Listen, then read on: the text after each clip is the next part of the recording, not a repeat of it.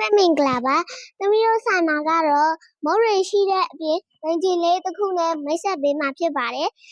လိုက်ကြကြနော်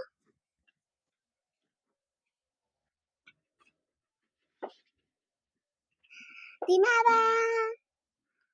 ပေါင်းဝိုင်တစ်စက်လေးပေါ့နော်အစီထုတ်ထားတာပေါ့နော်ဒီမှာပါ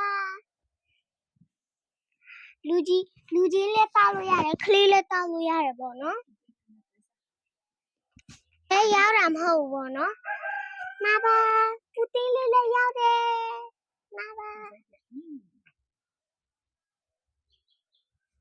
ပူတင်းလေးနဲ့ဒိန်ချင်လေးနဲ့တွဲစားလို့ရှိရင်တော့ကောင်းအရင်ကောင်းနေနော်